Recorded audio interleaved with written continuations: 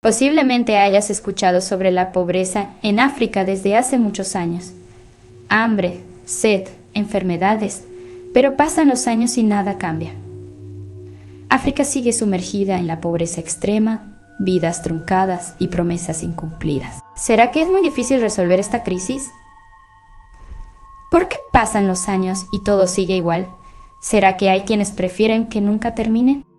Hoy vamos a desentrañar una verdad incómoda, contrastando el impacto de la ONU con el de un youtuber, MrBeast. Esto es Mundo Criminal.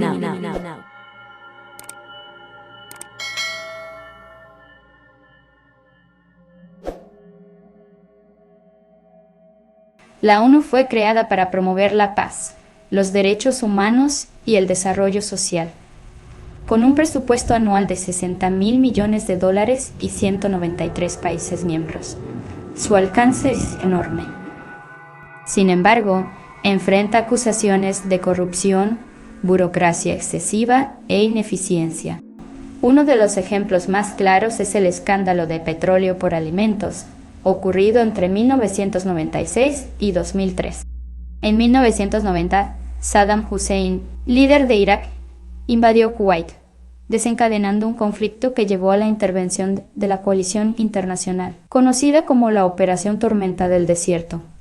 La comunidad internacional respondió con sanciones económicas, incluyendo la prohibición de vender petróleo. Esto afectó gravemente al pueblo iraquí, causando hambre y escasez de medicinas. Para paliar la crisis, la ONU creó el programa Petróleo por Alimentos en 1996, que permitía a Irak vender petróleo bajo la condición de que los ingresos fueran gestionados por la ONU para comprar bienes esenciales. Pero el programa fue un desastre. Funcionarios de la ONU, intermediarios y empresas internacionales desviaron fondos, dejando a la población desamparada. Se estima que más de 2.000 millones de dólares fueron malversados. El dinero que debía destinarse para aliviar el sufrimiento del pueblo iraquí terminó en manos de funcionarios corruptos de la ONU, empresarios sin escrúpulos y los propios hijos de Saddam Hussein, quienes lo usaron para enriquecerse y perpetuar su opulento estilo de vida. Este caso refleja un patrón recurrente. Cuando se sanciona a un país, las consecuencias recaen principalmente sobre los ciudadanos comunes, mientras que los líderes continúan disfrutando de privilegios y vidas llenas de lujos. Los mandatarios no sufren las penurias que enfrentan sus pueblos. Otro ejemplo de fracaso ocurre en Sudán del Sur, donde la población sigue enfrentando una grave crisis alimentaria. La falta de desarrollo agrícola, la carencia de infraestructuras adecuadas y la corrupción han impedido el establecimiento de sistemas agrícolas sostenibles. Además, los recursos destinados a la ayuda no siempre llegan a las comunidades que más los necesitan, perpetuando así la dependencia de la asistencia externa. En Somalia, la ONU no ha podido implementar proyectos sostenibles de agua potable debido al desvío de recursos, dejando a muchas comunidades sin acceso adecuado a agua potable. Es decir, ni siquiera pueden producir el agua para tomar, lo cual se convierte en un gran negocio para las embotelladoras de agua. Los programas de ayuda alimentaria de la ONU han enfrentado graves problemas logísticos, como la falta de infraestructura, zonas remotas y el desvío de recursos por parte de intermediarios corruptos. Esta ayuda constante crea una dependencia que impide la consolidación de un sistema alimentario autosuficiente, ya que, al recibir alimentos de forma gratuita, las comunidades no tienen incentivos para desarrollar sus propias capacidades de producción. ¿Cómo se financia la ONU? La ONU se financia principalmente a través de las contribuciones obligatorias de los Estados miembros que se realizan durante el mes de enero de cada año. También recibe contribuciones voluntarias. Por ejemplo, en 2004, Hugo Chávez donó $1 millón a la ONU. Poco tiempo después, Chávez recibió un premio de la ONU por erradicar el hambre en Venezuela. Otras donaciones voluntarias las hacen filántropos como Mark Zuckerberg, que desde el 2015 hasta el 2024 ha donado $10.000 millones a través de la Fundación Iniciativa Chan Zuckerberg. Bill Gates y la Fundación Bill y Melinda Gates han donado 50.000 millones de dólares desde 1994. George Soros, a través de su organización Open Society, ha donado 32.000 millones de dólares desde 1993. Hace años, una máquina conocida por diferentes nombres como Jukebox, Rocola o máquina de música era muy popular. Le introducías una moneda, seleccionabas una canción y la máquina reproducía la música que querías escuchar. Así funciona la ONU. Si tienes el dinero suficiente, sonará la música que tú elijas. Mira este gráfico. ¿Crees que tu país hace un gran aporte? Pues no. La ONU tiene donantes muy influyentes y desde allí ejercen poder sobre el resto de los países. Es como un gobierno mundial, solo que nadie los eligió. ¿De verdad es tan difícil crear un plan para sacar del subdesarrollo a un país? Veamos el caso de Jimmy Donaldson, mejor conocido como MrBeast, un youtuber que recauda millones de dólares para causas humanitarias. Su enfoque es práctico, transparente y con resultados medibles. Aparte del proyecto Team SEAS, una campaña global para recaudar fondos y limpiar los océanos de desechos plásticos, y el proyecto Team Trees para plantar 20 millones de árboles, tiene otras iniciativas como construir pozos de agua en comunidades rurales de África. En contraste con la ONU, MrBeast opera sin burocracia y con un impacto tangible en menos tiempo. Ha construido 100 pozos en varios países africanos, incluyendo Kenia, Uganda, Somalia, Zimbabue y Camerún. Estos pozos proporcionarán agua limpia para unas 500.000 personas, como parte de su esfuerzo por abordar la escasez de agua en estas regiones. En Kenia, el proyecto incluyó la construcción de un puente para conectar una aldea remota con las escuelas y hospitales locales, así como la donación de suministros educativos, como computadoras, pelotas de fútbol y pizarras. En Zimbabue, MrBeast también entregó bicicletas a los niños para facilitar su acceso a la escuela. Aunque la ONU cuenta con un presupuesto anual de 60.000 millones de dólares, gran parte de esos recursos se pierde en costos administrativos y casos de corrupción. Sin embargo, si estos fondos se utilizaran con total transparencia y eficiencia, podrían usarse para iniciar la reconstrucción de un país cada año. Para ponerlo en perspectiva, con 60.000 millones de dólares anuales, sería posible construir miles de edificios residenciales, hospitales modernos, escuelas, sistemas de transporte y proyectos agrícolas sostenibles. ¿Por qué entonces, con esos recursos, tantas comunidades siguen en la pobreza extrema? La respuesta no es la falta de dinero, sino cómo y dónde se emplea.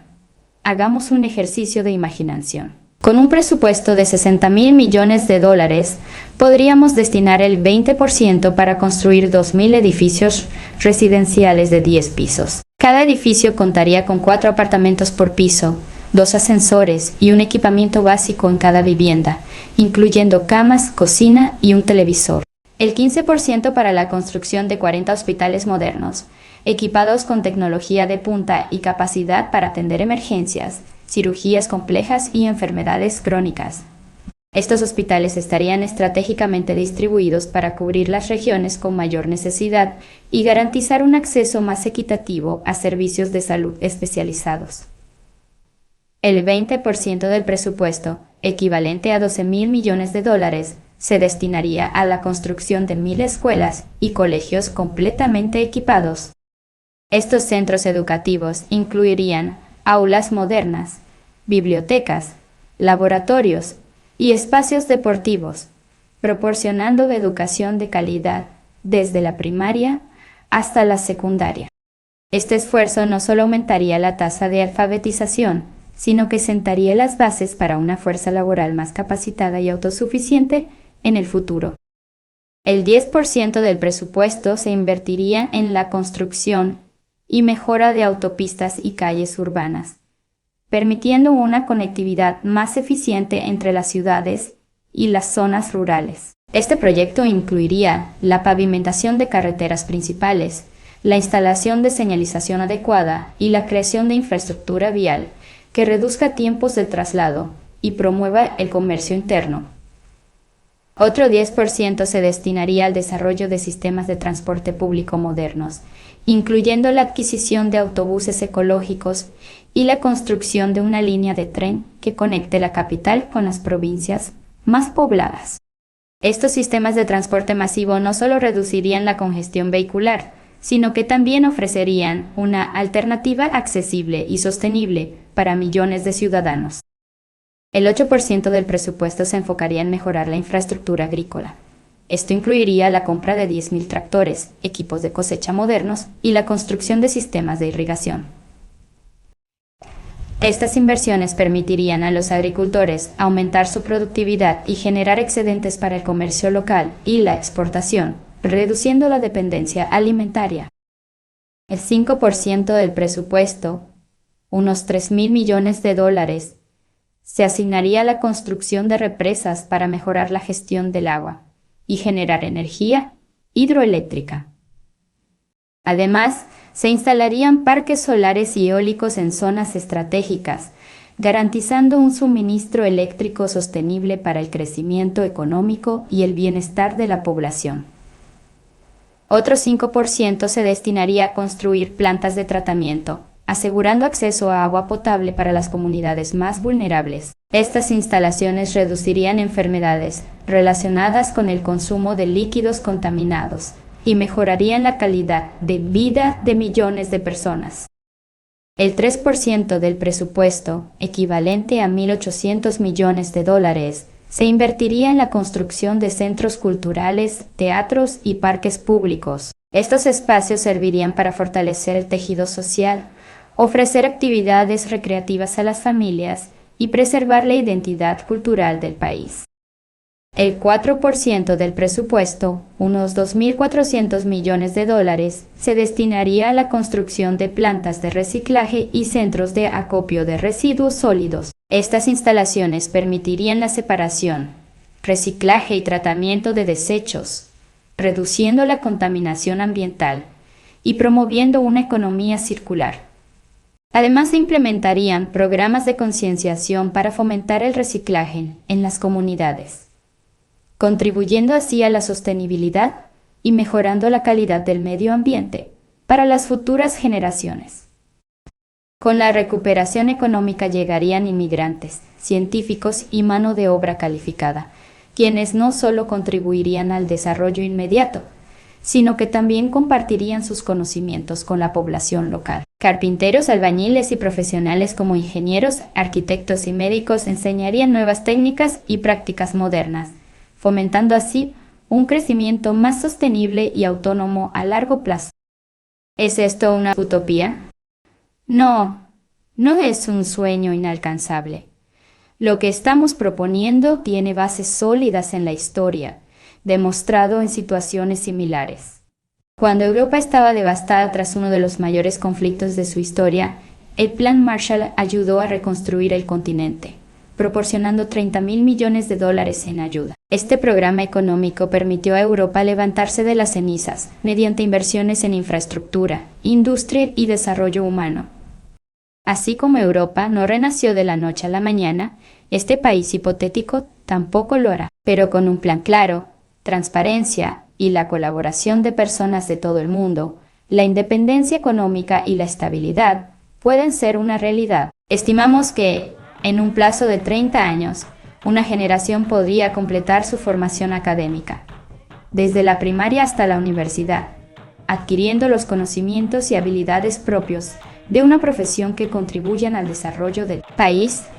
Si seguimos este camino, podríamos imaginar un país que no solo deja atrás la dependencia de la ayuda externa, sino que se convierte en un motor de progreso, innovación y autosuficiencia. La ONU tiene los recursos para enfrentar crisis, pero su estructura burocrática y la corrupción interna limitan su impacto. Por el contrario, personas como MrBeast han demostrado que con menos recursos, pero más transparencia y acción directa, es posible marcar la diferencia. La verdad es incómoda. Mientras existan incentivos para perpetuar los problemas, las soluciones nunca serán prioridad. La ONU parece más interesada en mantener su maquinaria que en resolver las crisis que prometió erradicar. ¿Podrá la ONU sacar de la miseria a algún país africano? No. Lamentablemente, nunca lo hará, porque eso implicaría que los gerentes de la pobreza tendrían que renunciar a su cómoda y privilegiada forma de vida